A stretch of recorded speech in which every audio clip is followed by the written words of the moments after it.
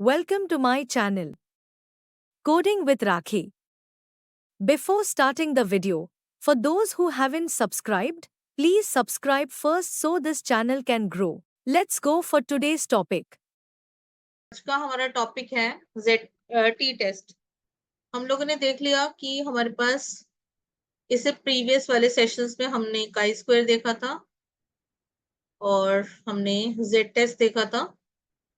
ये भी हमें पता है कि जेड टेस्ट जो होगा if sample size is more than 30 तो हमारे को जेड टेस्ट लगाना है। बट टी टेस्ट हम कहाँ लगाएंगे? Where the sample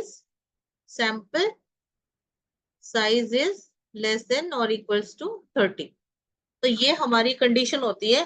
T test या जेड टेस्ट में से एक को लगाते हैं depending on to the sample size.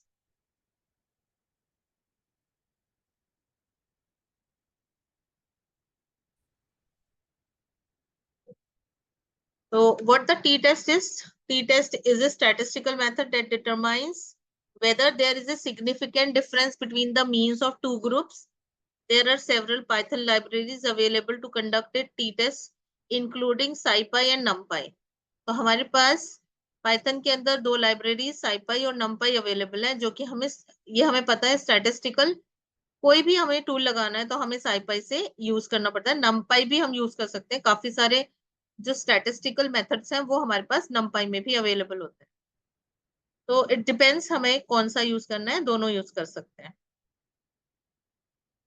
किसी भी टेस्ट को इम्प्लीमेंट करने से पहले हमें कुछ assumptions करने होते हैं। तो हमारे assumptions फॉर टी टेस्ट क्या है, मतलब हमें किन कंडीशंस के अंदर टी टेस्ट लगाना चाहिए, या आप ये कह सकते हो prerequisite for the T test. तो सबसे पहला assumption है इंडिपेंडेंस ऑफ ऑब्जर्वेशंस। इसके अंदर हमें ये ध्यान रखना है कि हमारे जितने भी ऑब्जर्वेशंस होंगे, ऑब्जर्वेशन का मतलब क्या हुआ, जो हमारे रिकॉर्ड्स हैं, जो हमारे डेटा हैं। मीन्स अगर आप कहते हो कि आपके पास 5 कॉलम्स हैं एक रिकॉर्ड के, तो एक पर्टिकुलर रिकॉर्ड को आप ऑब्जर्वेशन बोलते हो। इसको हम रिकॉर्ड भी बोल देते हैं, इसको हम ऑब्जर्वेशन भी बोल देते हैं, इसको हम पार्टिसिपेंट भी बोल देते हैं। There are multiple synonyms for the same thing. तो हमें ये देखना है कि हमारा जो डेटा हमने कलेक्ट किया है वो डेटा जैसे फर्स्ट है, सेकंड है। अब जैसे सपोज करो कि डेटा आप कलेक्ट करते हो, तो क्या करते हो, फॉर्म डिस्ट्रीब्यूट करते हो। फॉर्म डिस्ट्रीब्यूट करने के बाद आपने अपनी क्लास के, लेट्स सपोज के एग्जांपल देते हैं कि अपनी क्लास के किसी एक क्लास के 10 बच्चों को एक फॉर्म डिस्ट्रीब्यूट कर दिया। फिर वो 10 बच्चे क्या करते हैं, यूजुअली वो क्या करते हैं कि एक दोस्त ने भरा और उसी से इन्फ्लुएंस होके वो भी अपना फॉर्म को भरना शुरू कर देते हैं। तो एक्चुअली क्या होता है, ये हमारी डिपेंडेंसी शो करता है कि एक ऑब्जर्वेशन, मतलब एक बंदे ने जो भरा है वो दूसरा बंदा उससे बायस्ड हो जाता है और उसी बायसनेस के अंडर में वो दूसरा फॉर्म को, अपना फॉर्म को भी फिल करता है। तो उससे क्या होता है कि एक बायसनेस उसमें आती है और इंडिपेंडेंट रिजल्ट हमें नहीं मिलता। The data point in each group should be independent of each other. This means that the outcome of one observation should not affect the outcome of other observation, which can be achieved by using the random sampling and the experimental design. If there is not independence, alternative tests can be used like ANOVA. तो अगर आपके, या तो हमें क्या करना होगा, let's suppose कि हमारे को टी टेस्ट लगाना है। टी टेस्ट के लिए हमारे पास, हमें मैक्सिमम 30 का सैंपल साइज ले सकते हैं हम। लेट्स सपोज कि मेरे पास डेटा जो पड़ा हुआ है वो 100 लोगों का डेटा पड़ा हुआ है। तो ये तो हो सकता है कि जैसे मैंने फॉर्म दिया, फॉर्म देने के बाद ऐसे सीक्वेंस में मैंने डेटा को डाला, तो ये जैसे 4-5 दोस्त थे, उन लोगों ने भर दिया सेम सेम रिकॉर्ड। तो क्या होगा कि ये 4 रिकॉर्ड जो होंगे, हो सकता है वो एक दूसरे के साथ इंडिपेंडेंट नहीं हो। तो हम क्या करते हैं, हम रैंडम सैम्पलिंग कर देते हैं। हम एक रैंडम फंक्शन होता है, वो रैंडम फंक्शन चला देते हैं और वो रैंडम फंक्शन हमारी 1 से लेके 100 तक ये हमारे को 30 टाइम्स चलेगा और रैंडमली कभी कोई भी रिकॉर्ड को पिक कर लेगा। उसमें कोई एक सेट सिस्टमेटिक अप्रोच नहीं होगी। रैंडमली कोई भी नंबर जनरेट होता है, लेट्स सपोज 1 से लेके 100 तक रैंडमली एक जनरेट हुआ 25, और हमने फटाफट से 25th रिकॉर्ड को उठा लिया। फिर रैंडमली जनरेट हुआ 29, हमने उसको उठा लिया, फिर 1 हो गया, फिर 7 हो गया, इसको हम रैंडम सैम्पलिंग बोलते हैं। तो इस रैंडम सैम्पलिंग के थ्रू हमारे को एक ऐसा सैंपल मिल सकता है जिसमें कि हर ऑब्जर्वेशन एक दूसरे से इंडिपेंडेंट होगा। और अगर आप ये ऐसा नहीं कर सकते हो तो आप एक और मेथड होता है एनोवा, उसको यूज कर सकते। ये फर्स्ट एजम्पशन था कि हम ये एज्यूम करके चल रहे हैं कि हमारा जो डेटा है उसकी सारी ऑब्जर्वेशन इंडिपेंडेंट है। देन नॉर्मेलिटी, नॉर्मेलिटी के बारे में हम बहुत बार डिस्कस कर चुके हैं कि हमारा डेटा जो होता है नॉर्मली डिस्ट्रीब्यूटेड होना चाहिए। उसके लिए हम क्या क्या कर सकते हैं, हिस्टोग्राम को यूज कर सकते हैं, देख सकते हैं हम क्वांटाइल क्वांटाइल प्लॉट बना सकते हैं, जो हम IRQ के थ्रू हमने पिछली वीडियोस के अंदर देखे हैं, वो चार्ट्स बना सकते हैं। तो हमारे को इससे पता चल जाएगा कि हमारा जो डेटा है वो नॉर्मली डिस्ट्रीब्यूटेड है या नहीं। इक्विवेलेंस वेरिएंस, इक्वल वेरिएंस मतलब दो ग्रुप अगर आप बात कर रहे हो, दो ग्रुप के बारे में बात कर रहे हो, तो वेरिएंस उसमें सिमिलर होना चाहिए, इक्वल वेरिएंस होना चाहिए। और ये हम फाइंड कर सकते हैं बॉक्स प्लॉट के थ्रू। तो दो अलग अलग ग्रुप, जैसे ग्रुप कौन से हुए, जेंडर वाइज अगर हम देख रहे हैं, लेट्स सपोज कि हमने कहा कि जेंडर में मेल एंड फीमेल दो कैटेगरी है, इन दोनों कैटेगरी के ऑफ कोर्स ये दो ग्रुप है, एक ये ग्रुप है एक ये ग्रुप है, इन दोनों की जो वेरिएंस है वो सेम होना चाहिए। ये हम कैसे चेक कर सकते हैं, जब हम बॉक्स प्लॉट बनाते हैं तो इस बॉक्स प्लॉट से हमें ये पता चल जाता है कि ये वेरिएंस मतलब कोई आउटलायर तो नहीं है, या इनका जो बॉक्स बन रहा है वो इक्वी लेवल पे बन रहा है कि नहीं। इस टाइप का जो होता है ये एजम्पशन करके चलते हैं, ये हम एज्यूम करके चलते हैं। और अगर हमारे को ये लगता है कि ये नहीं है तो we have to implement the methods to gain it. कि नॉर्मेलिटी नहीं है तो हमें नॉर्मेलिटी लानी पड़ेगी। इंडिपेंडेंस ऑब्जर्वेशन के लिए हमने क्या किया, रैंडम सैम्पलिंग कर ली। उसके बाद हमने इक्वल वेरिएंस करने के लिए हम बॉक्स प्लॉट डिजाइन करके ग्राफिकल मेथड को यूज करके चेक कर सकते हैं कि जो दो ग्रुप है वो इक्वल है या नहीं है। ये सब चीजें करने के बाद हम टी टेस्ट को अप्लाई करते हैं। तो अब हमारे टी टेस्ट को इम्प्लीमेंट करने के लिए क्या क्या टेस्ट होते हैं, स्टेप्स होते हैं। ये यूजुअली सारे टेस्ट के लिए सेम ही है। सबसे पहले आपको हाइपोथेसिस फॉर्मुलेट करना पड़ेगा, उसके बाद हमें सिग्निफिकेंस लेवल चेक करना पड़ेगा। यूजुअली जो सिग्निफिकेंस लेवल होता है, जो कि बिहेवियरल रिसर्च मतलब जो हम मैनेजमेंट वाली रिसर्च बोलते हैं, या सिंपल डेटा एनालिसिस के बारे में बात करते हैं, डेटा एनालिसिस के बारे में बात करते हैं, या हम बिहेवियर के बारे में बात करते हैं, या फिर हम लेट्स सपोज कि मीन्स ट्रेनिंग वगैरह के बारे में बात कर रहे हैं, जैसे HR के इशू होते हैं, उन सब के बारे में बात करते हैं। इन सब के अंदर जो सिग्निफिकेंस लेवल होता है वो 5% होता है। और ये सिग्निफिकेंस लेवल मैंने बताया था क्या होता है, मतलब 5% तक का एरर आई कैन टॉलरेट। अगर इस टेस्ट को इम्प्लीमेंट करने में मुझे 5% तक का एरर मिलता है तो आई कैन टॉलरेट इट, या आप कह सकते हो एरर और डिफेक्ट। अब ये तो हुआ वहां जहां पे हम इतने परसेंटेज दे रहे हैं, ये बहुत बड़ी परसेंटेज होती है एरर की। लेकिन लेट्स सपोज कि आप एक रॉकेट बना रहे हो, एक रॉकेट लॉन्च करना है, मुझे रॉकेट बनाना है। आपने मंगल यान सुना होगा, मंगलयान बना था, उसके बाद वो अगर इस टाइप का कोई हम चीज बना रहे हैं, इसके अंदर जो हमारी एरर होती है ना, वो जीरो डिफेक्ट होनी चाहिए। जीरो डिफेक्ट मीन्स इसके अंदर हमें 0.0000001% तक की भी एरर नहीं चाहिए। We can not tolerate it. तो ये बेसिकली सिग्निफिकेंस लेवल होता है उसी चीज के लिए। जो साइंटिफिक एरर्स होती हैं, साइंटिफिक मेजरमेंट्स होते हैं, या मशीनरी का कुछ होता है, मैकेनिकल इश्यूज होते हैं, उसमें फिर भी 1% तक का हमारा ये एरर को हम मैनेज कर सकते हैं। पर जैसे मैंने आपको रॉकेट के लिए बात करी, एरोस्पेस के लिए एयरप्लेन बनाते हैं लोग, उनके अंदर जो कॉन्सेप्ट चलता है ये सिग्निफिकेंस लेवल का, ये जीरो डिफेक्ट होता है। जीरो डिफेक्ट मतलब जीरो डिफेक्ट।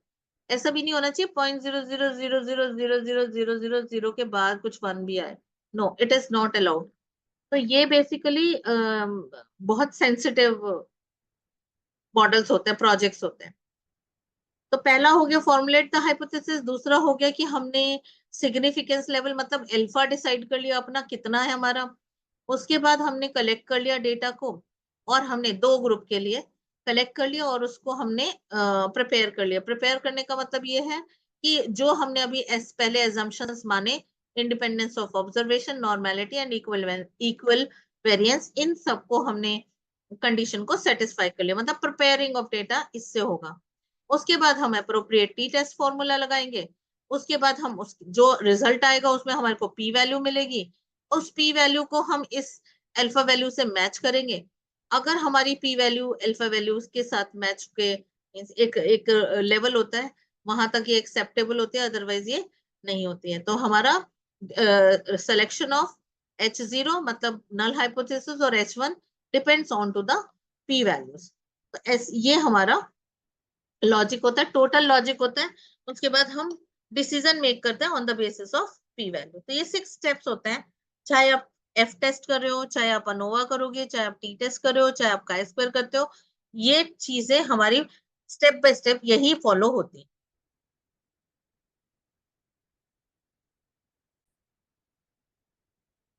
हमारे पास अब कुछ एग्जांपल्स आएंगे। पहले हम करेंगे one sample T test in Python. उसके लिए हमें एग्जांपल समझना है, वन सैंपल टेस्ट क्या होता है, टू सैंपल टेस्ट क्या होता है। तो वन सैंपल टेस्ट क्या होता है हमारा, जिसके अंदर एक सिंपल सैंपल को आप यूज कर रहे हो। जैसे it is use when we want to compare a sample mean with the population mean. तो हमारे पास दो चीजें हैं, हमने कहा हमारे पास 100 लोगों का डेटा है, लेकिन टी टेस्ट के लिए हमें कितने लोग चाहिए, 100 लोगों का डेटा है, मतलब मेरी पॉपुलेशन इज 100, तो इसका कुछ मीन निकलेगा हमारा।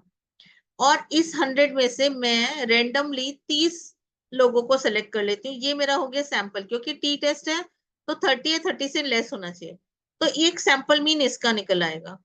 अब इन दोनों की कंपैरिजन की स्टडी को हम वन सैंपल टेस्ट कहेंगे, ठीक है, जिसमें सिर्फ एक सैंपल होगा। if a sample one sample test examines whether the mean of a sample is statistically different from a known or hypothesized population mean। तो एक पॉपुलेशन का मीन हमें पता हो सकता है और नहीं भी हो सकता।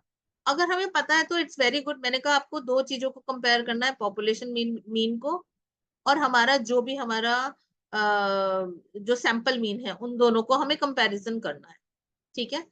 ये जरूरी नहीं है कि पॉपुलेशन मीन आपको मिले, या ये भी जरूरी नहीं है सैंपल मीन आपको मिले, लेकिन सैंपल मीन तो हमें निकालना ही पड़ेगा। जो भी हम 30 एलिमेंट्स को सिलेक्ट करेंगे, 30 ऑब्जर्वेशन को सिलेक्ट करेंगे, उनका हम सैंपल मीन निकाल लेंगे। लेकिन पीएम का हो सकता है हमें ना मिले, तो हम इसको एज्यूम भी कर लेंगे, एज्यूम भी कर सकते हैं। इसको बोलते हैं हाइपोथेसाइज्ड। या तो हमारे को नोन मीन होगा या फिर हमारे को हाइपोथेसाइज्ड मीन होगा। तो ये कोई भी एक मीन हमारे को लेना। अगर हमारे पास पॉपुलेशन का मीन अवेलेबल नहीं है तो वी विल एज्यूम कि ये हो सकता है कि हमारा पॉपुलेशन मीन हो। फॉर एग्जाम्पल लेट सपोज कि हमारे पास एक कॉलेज एक एक स्कूल में टोटल 3 सेक्शन है, और इन 3 सेक्शन के अंदर हमारे पास टोटल 90 स्टूडेंट्स हैं। इन 90 स्टूडेंट्स का लेट सपोज कि मैं ये कहती हूँ कि मैथ्स के मार्क्स के बारे में बात कर रहे हैं या साइंस के मार्क्स के बारे में बात कर रहे हैं, तो जो मार्क्स होगा उन इन 90 स्टूडेंट्स के मैथ्स मार्क्स का मीन हम निकाल लें, तो ये मेरा पॉपुलेशन मीन हो जाएगा। और जो मैं इन 90 रिकॉर्ड्स में से जो मैं 30 सेलेक्ट करूंगी, उन 30 का भी हम मीन निकाल लेंगे, तो वो मेरा सैंपल मीन हो जाएगा। बट लेट सपोज कि आपके पास ये जो हमारा 90 स्टूडेंट्स हैं, उनका सबका डेटा नहीं पड़ा हुआ है मेरे पास, तो अभी रेडिली अवेलेबल नहीं है। तो मैं एज्यूम कर लूंगी कि लेट सपोज कि जो मेरा पॉपुलेशन मीन है वो लेट सपोज 70 है। और अब मैं एक एजम्पशन बना लूंगी जिसको हम हाइपोथेसिस बोलेंगे, कि हमारा जो सैंपल मीन है वो हाइपोथेसिस मीन से या 70 से ज्यादा होगा या कम होगा। ऐसे कुछ भी एज्यूम कर सकते हैं, कुछ भी एजम्पशन हम अपने ब्रेन के अंदर बना सकते हैं, या हम उसको एज ए H0 मान सकते हैं। For example consider a hypothetical scenario where we have test scores from a sample of students. and we want to compare the mean of these scores with the hypothesized population mean. Hypothesized population mean is 70. तो मैंने अभी आपको example दिया कि मेरे पास जो 90 students का total population है, उनका पॉपुलेशन मीन में एज्यूम कर लेती हूँ 70। या तो एग्जैक्ट हो सकता है, जो मुझे डेटा अवेलेबल होगा उससे मैं निकाल लूंगी, और फिर हम ये बोल देंगे कि हाँ हमारा एग्जैक्ट मीन जो है, पॉपुलेशन मीन जो है वो ये है। अगर नहीं है तो हम हाइपोथेसाइज मतलब एज्यूम करेंगे इसको। उसके बाद हमने एक H0 बनाया जिसको हम नल हाइपोथेसिस बोलते हैं। इसका नल हाइपोथेसिस में हमने क्या लिखा, the mean score of our sample is equal to 70। मतलब ये कहने का मतलब ये है कि हमारा जो सैंपल का मीन है वो हमारी पॉपुलेशन के मीन के बराबर होगा। मतलब ये 70 क्योंकि हमने हाइपोथेसाइज करा। अब ऑल्टरनेट हाइपोथेसिस क्या हो गया कि sample mean is not equal to the population. तो ये हमारे ऑल्टरनेट होते हैं। ये मेरा नल हाइपोथेसिस कहलाएगा और ये मेरा हाइपोथेसिस ऑल्टरनेट कहलाएगा। अब इसमें से कुछ एक ही चीज हो सकती है, या तो ये 70 से अबव होगा या तो वो नहीं होगा। ऑफ कोर्स मतलब इसके इक्वल होगा या फिर इसके इक्वल नहीं होगा। तो ये हमारे हाइपोथेसिस नल और नॉट ऑल्टरनेट हाइपोथेसिस कंसीडर होते हैं।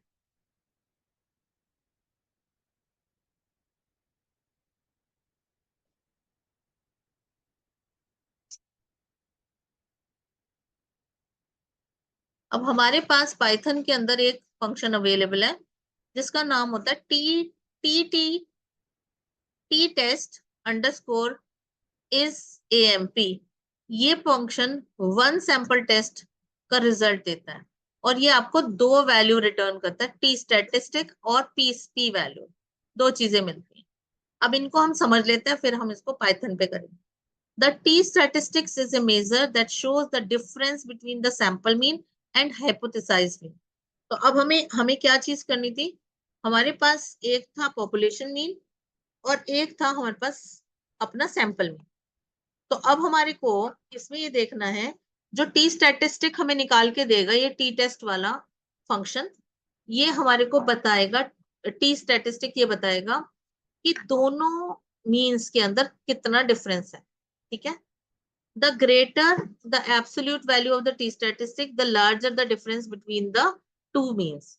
अगर ज्यादा होगा तो दोनों की वैल्यू में डिफरेंट होगा, और अगर कम होगा तो दोनों की वैल्यू में दोनों मतलब मीन में डिफरेंस कम होगा।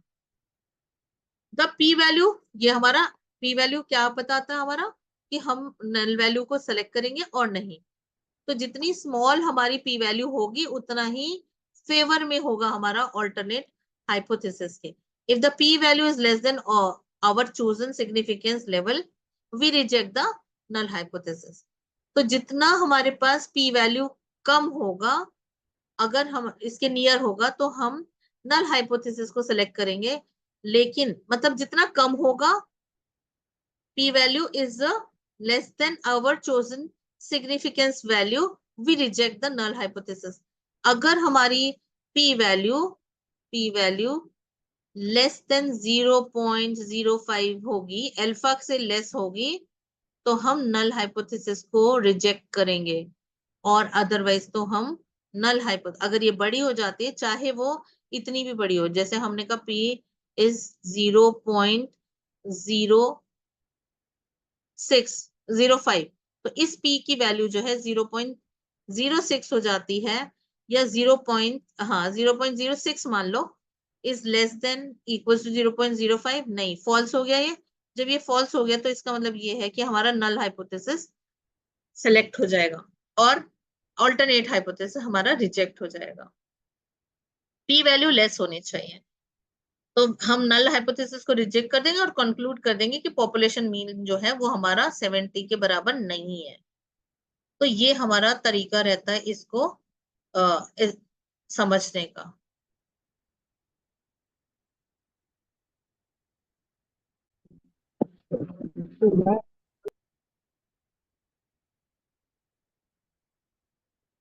तो अभी हमारे को वन सैंपल टेस्ट लगाना है। One sample t test is used when we want to compare the sample mean with a population mean.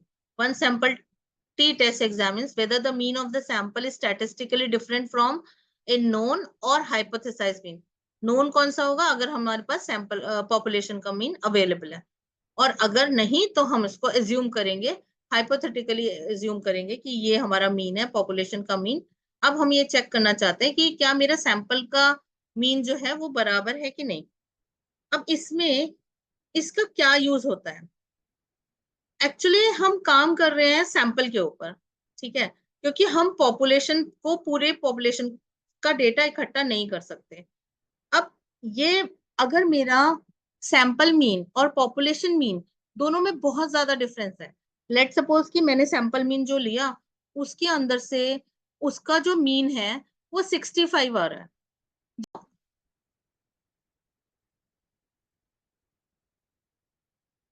तो अब हमारे को टेस्ट करना है। हम एक एरे बनाएंगे, ये हमने इंपोर्ट कर ली है, numpy और scipy। उसमें हमने स्टैट्स वाला मॉड्यूल कर लिया है, एक हमने numpy एरे बना ली है, और हमने एक हाइपोथेसाइज पॉपुलेशन मीन को हमने एज्यूम कर लिया, that is mu equals to 70। बहुत ज्यादा चीजें नहीं होती, सेम सेम चीजें करनी होती हैं, हर टेस्ट के अंदर सेम चीजें लगती हैं, इसलिए मैं सेम चीज इसके अंदर डाल दे रही हूँ। क्या लगाना है? जब हमारे पास, हमारे को मिल गया म्यू, परफॉर्म करना है हमें T test one sample test के लिए फॉर्मूला क्या फंक्शन बताया था? T test underscore one sample, T test underscore one sample, ये मेरा वो है फंक्शन का नाम। तो हमारे पास हो गया टी स्टैट, हमने कहा पी वैल्यू आ गई हमारे पास, हम ले लेंगे, क्योंकि हमारा जो stats dot T test one sample, इसको हम ऐसे ही इंटरप्रेट करते हैं, यहाँ पे हम देख सकते हैं T test underscore one sample. तो वन सैंपल हमारे पास होता है, टू सैंपल होता है वन सैंपल टेस्ट के अंदर, भी ये टी स्टैट और पी वैल्यू रिटर्न करता है, और टी स्टैट और पी वैल्यू को हम डिस्प्ले करा लेंगे। अब हमने यहाँ पे अपना अल्फा डिफाइन कर दिया, अगर हमारी P value less than alpha होगी तो हम नल हाइपोथेसिस को रिजेक्ट कर देंगे और हमारा ऑल्टरनेट हाइपोथेसिस सेलेक्ट हो जाएगा। तो करके देखते हैं हम, ये वाला सैंपल है मेरा, छोटा सा ही सैंपल है, क्योंकि हम टी टेस्ट लगा रहे हैं तो मैक्सिमम 30 ही ले सकते हैं, तो हम यहाँ पे लगा के इसको देखते हैं। अब आ गया टी स्टैटिस्टिक्स मेरे पास आ गई ये, और ये वेरिएंस शो करता है, और ये हमारे पास पी वैल्यू आ गई 0.04। तो 0.04 जो है वो लेस देन 0.05 है, तो हम नल हाइपोथेसिस को रिजेक्ट कर देंगे, ऑल्टरनेट हाइपोथेसिस को हम सेलेक्ट करेंगे। और हम यहाँ पे नल हाइपोथेसिस क्या कह रहा था हमारा? The mean square of our sample is equal to 70 the population mean. यहाँ हमारा ऑल्टरनेट सिलेक्ट हुआ है, तो हमारा सैंपल मीन जो है वो पॉपुलेशन मीन के बराबर नहीं है। तो अगर आपको ये सेटिस्फाई करानी है तो आपको इस सैंपल को दोबारा से देखना पड़ेगा कि ये 70 क्यों नहीं आ रहा, ठीक है। तो वो अगर मेरे को 70 ही चाहिए तो हमें इसको एडजस्ट करना पड़ेगा, इस एरे को, जो हमारा डेटा है, ताकि हमारा जो पी वैल्यू है वो लेस देन मोर देन 0.05 आए। बट ये हमारा ठीक है, हमारे पास 0.04 आ रहा है, हमारी पी वैल्यू है, तो हमारा हम इसको कह देंगे कि जो हमारा सैंपल है वो, उसका जो मीन है वो पॉपुलेशन मीन के बराबर नहीं है। तो ये हमारा सैंपल टेस्ट होता है, one sample test. Now the next test is two sample T test. अब वो देखते हैं हम टू सैंपल टी टेस्ट के लिए हम क्या कर रहे हैं। अभी हमारे पास एक हम सैंपल टेस्ट के लिए आइरिस डेटा सेट यूज करेंगे, ये हमने पहले भी यूज किया था, ये सीबॉर्न लाइब्रेरी के अंदर ऑलरेडी अवेलेबल है, जिसको हमने एसएनएस से लोड किया था। इसके अंदर 150 टोटल डेटा है, जो कि 3 डिफरेंट आइरिस फ्लावर्स को रिप्रेजेंट करते हैं।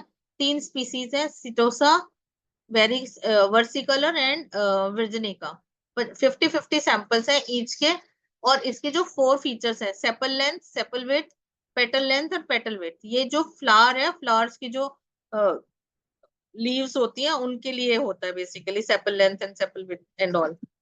तो ये हम इसको, इस सैंपल को यूज करेंगे। और हमने टू सैंपल टेस्ट में क्या करना है, इसके अंदर हम डेटा एजम्पशन जो पहले हमने डिस्कस करी है वो हम डेटा एज्यूम करेंगे।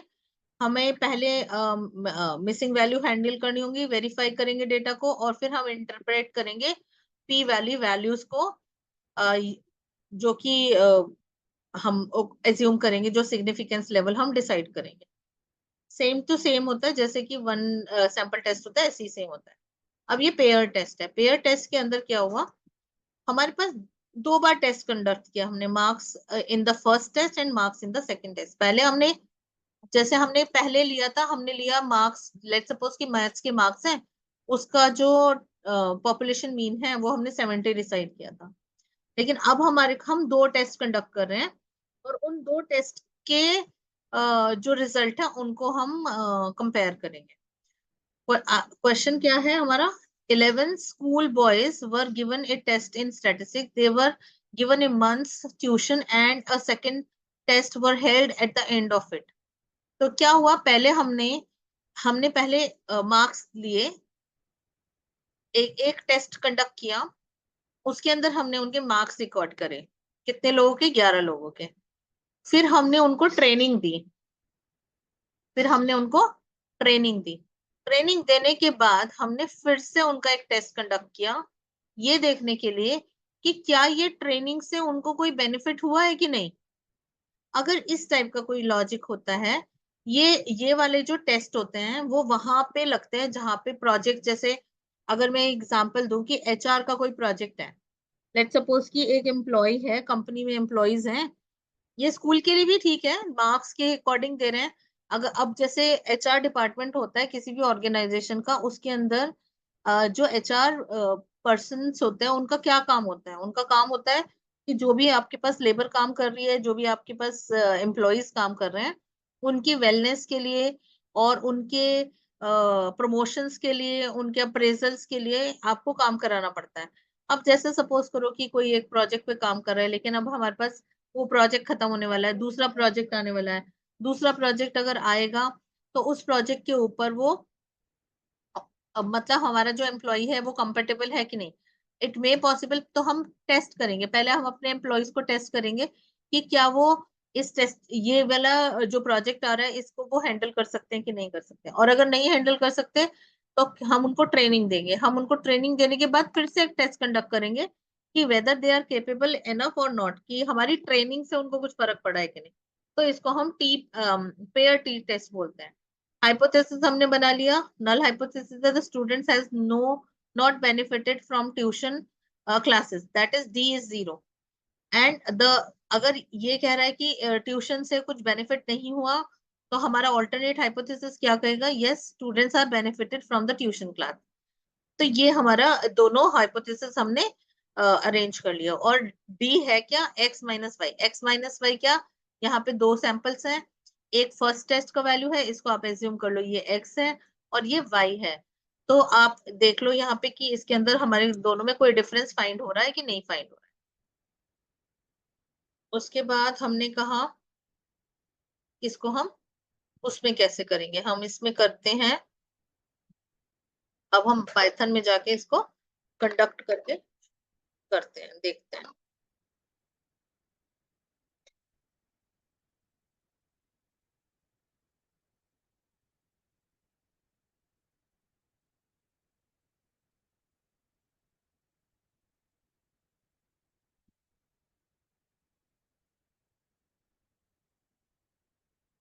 तो सिंपल सा है वो, एक बार हम करते हैं, कैसे करना है वो हम कर लेते हैं। पहले हम अपनी एक उसको इंपोर्ट कर लेते हैं, डेटा सेट को। रन कर लो इसको। डेटा सेट आ गया मेरा आइरिस के नाम से। अगर आप इसको डिस्प्ले करके देखोगे तो आइरिस हमें बता देगा। रन करो। ये आ गया आपके पास, 150 रिकॉर्ड्स है, और हमारे पास 4 कॉलम्स है, न्यूमरिक कॉलम्स 4 ही है, बाकी एक स्पीसीज है उनकी, वो उनका नाम रिप्रेजेंट करता है। Now what we have to do, we have to filter the data set.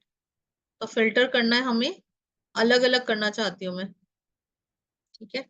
तो हमने कंपैरिजन के लिए अलग अलग किया, कैसे अलग करेंगे, हमने एक सिटोसा का डेटा फ्रेम बनाया, जिसमें से हमने स्पीसीज जहां पे सिटोसा है उसको सेपरेट कर लिया, और एक वर्सी कलर के लिए अलग कर लिया। तो ये मेरा एक डेटा सेट बन जाएगा सेंटोसा और सिटोसा दोनों अलग अलग। उसके बाद अगर आप इसको देखना चाहते हो तो आप इसको दे सकते हो सिटोसा। रन करोगे तो आपको सिटोसा के सारे डेटा स्पीसीज के अंदर देखोगे तो 50 रिकॉर्ड दिखाएगा सिटोसा के। उसके बाद अगर आप वर्सी कलर कहोगे तो ये आपको वर्सी कलर के 10 रिकॉर्ड्स 50 रिकॉर्ड्स दिखाएगा, क्योंकि 3 सीरीज है, तीनों की तीनों हमारी वो है अलग अलग स्पीसीज है। अब हम इसके अंदर इनकी लेंथ वगैरह का वो देख लेते हैं। तो दोनों हमने extract the petal length from the each species. तो पेटल लेंथ निकाल रहे हैं हम, कैसे निकलेंगी। हमने एक सिंगल कॉलम ले लिया। अगर आप इसको डिस्प्ले करा के देखना चाहते हो तो आप इसको डिस्प्ले भी करा के देख सकते हो कि इसके अंदर हमारे को इंफॉर्मेशन क्या मिली। ये हमारे पास पेटल लेंथ आ गई 50 रिकॉर्ड्स की, जो कि हमारे सिटोसा की है। ऐसी वर्सी कलर की भी पेटल लेंथ आप निकाल पाओगे। उसके बाद इसके अंदर हमें टी टेस्ट परफॉर्म कराना है। टी टेस्ट परफॉर्म कराने के लिए हमको डेटा को यूज कर ले। सेम है, सेम लगाया, डेटा हमारे पास आ गया पेटल लेंथ एंड वर्सी कलर लेंथ, ये हमारे पास आ गया। अब हमने इसको रन करा। अगर आप इसकी T state and P state को बना के देखोगे, यहाँ पे हमारे पास एक ही जगह पे प्रिंटेड है, इसमें से हम उठा लेते हैं।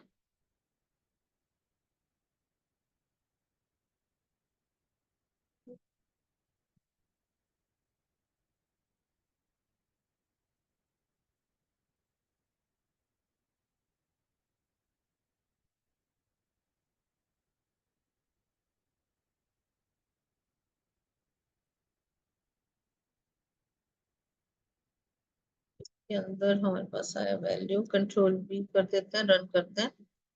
टी स्टैटिस्टिक्स हमें नेगेटिव में दिखाई दे रहा है और पी की वैल्यू आप देख रहे हो कि 5.4 है। तो यानी कि हम 5.4, so there is a significant reject the null hypothesis. अगर पी वैल्यू जो है वो अल्फा से कम है, तो अल्फा से कम, अच्छा हाँ ये नेगेटिव में है, E-362 दिखाई दे रहा है, नेगेटिव में है, इसलिए इसको हम रिजेक्ट कर देंगे। मतलब इसके अंदर there is a significant difference between the petal length of iris setosa and versicolor. अब ये तो मैंने दो वेरिएबल्स के बारे में बात की है। आप बाकी जो दो और बचे हुए हैं उनको भी आप देख सकते हो, पेटल लेंथ और पेटल विड्थ। तो इसके अंदर हमें एक रिलेशनशिप शो किया, तो इसको हम इंटरप्रेट कर देंगे। Interpretation of result is the t-test compares the mean petal length of iris setosa and iris versicolor. The obtained p-value, which is approximately 5.4 e raised to the power minus 62, indicates that there is a significant difference between the two species. So null hypothesis is rejected. उसके बाद हम paired T test करके देख लेते हैं। कभी हमने जो देखा, सेम सैंपल उठा ले रही हूँ मैं वहां से। ये मेरा क्वेश्चन है कि 11 स्टूडेंट्स हैं, उनको स्टैटिस्टिक्स का एग्जाम दिया गया, तो हमारे को उसमें कंपेयर करके बताओ। तो ऑफ कोर्स वो सारा हमारा,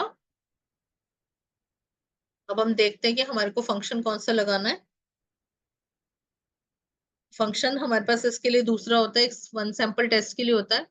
ये सेम है, साइपाई डेटा लिया हमने, टी वैल्यू और पी वैल्यू ले रहे हैं। टी यहाँ पे देखेंगे T test underscore REL, this is your paired test function. इसको आप रन कर सकते हो। उसके बाद हम इसके अंदर सेम इफ एल्स की कंडीशंस लगा लेंगे और वो हम प्रिंट करके बता देगा क्या हुआ, क्या सिलेक्ट हुआ, क्या। कंक्लूजन भी आप डायरेक्टली अच्छे से प्रिंट करा सकते हो यूजिंग द प्रिंट स्टेटमेंट। तो हमने जब इसको रन करा तो हमें टी वैल्यू मिली -1.70 और जो पी वैल्यू मिली वो हमें मिली 0.059। और तो ये 6 ही हो जाता है। तो कंक्लूजन हमने क्या किया, conclusion since P value is 0.0.5 alpha greater than 0.05, we do not reject the null hypothesis H0, so we conclude that the students have not benefited by the tuition classes. So हमने यहाँ ये हमारा जो significance level था वो भी हमने यहाँ पे इसको लिख दिया. इसका अगर आपको टेस्ट रिजल्ट को इंटरप्रिटेशन देना है तो आप इसको अलग लाइन में लिख के इसको इंटरप्रेट कर सकते हो. अब पी वैल्यू जो है हमारी P value for the one tail test is this one, जो कि मैंने आपको बताया था 0.05 ही होनी चाहिए. यहाँ पे 0.059 है. अगर आप इसको राउंड ऑफ करोगे तो ये 0.06 हो जाएगी. तो हमारा जो 0.06 है वो 0.05 से ग्रेटर है. तो हम नल हाइपोथेसिस को रिजेक्ट नहीं करेंगे. तो हमारे को ये बताना होगा कि स्टूडेंट्स जो हैं वो बेनिफिटेड नहीं है by getting the tuition class. तो ये चीज हमारी अब समझ में आती है. ऐसी चीज हम अपने डेटा सेट के साथ भी यूज कर सकते हैं. Thanks and keep watching for further data analysis. Thanks for watching. If you like the content of this video, please do subscribe and share.